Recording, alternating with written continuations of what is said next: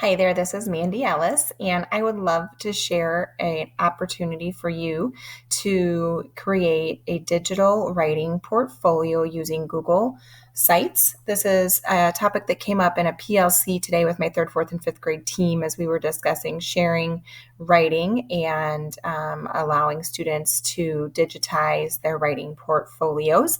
Although this is going to be specific to writing, it is also something that you could easily do for student data binders, and you could have tabs related to each content area.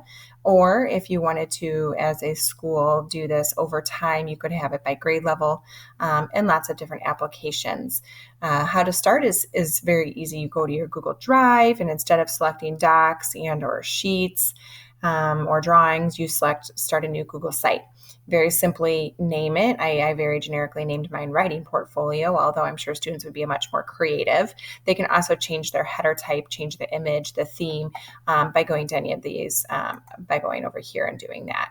And the color and all of that is very simply and easily adjusted. However, the focus should not always be on the color and layout, but very much on what is the content. And so I would envision for a writing portfolio for a student to simply embed on their first page possibly an image of themselves. Perhaps they would want to add a writer's reflection or something along those lines.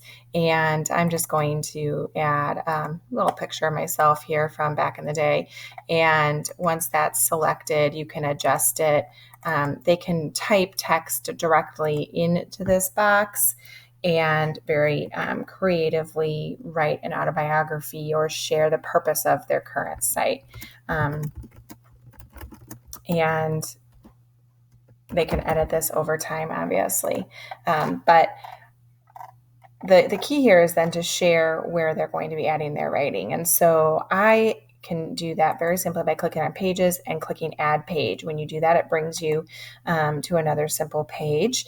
And I've labeled them by theme, which is how we categorize our literacy blocks. And it's every 2 weeks they're writing a new piece. But this could be done by genre or however your writing block is organized.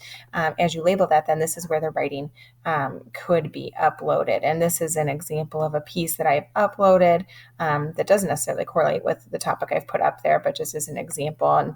And the students could share their drafts. They could take screenshots and add them, or they could add directly from the drive. And that is exactly what I did here. Added from the drive, select the piece from any of my files that I wanted to add. Here it's my building leadership team. And so we could add, what does that team look like? And like I said, this is just a pretty generic example. And adding those in like that. Once students are then done with that and they've adjusted their themes, it's as simple as pressing publish. And once it's published, you can write, you can name it. They can name it portfolio, anything that makes sense for your grade level, for your classroom, for them to carry it on. Obviously, staying simple and consistent is probably best. So, writing portfolio 2017, and then I can very simply publish it.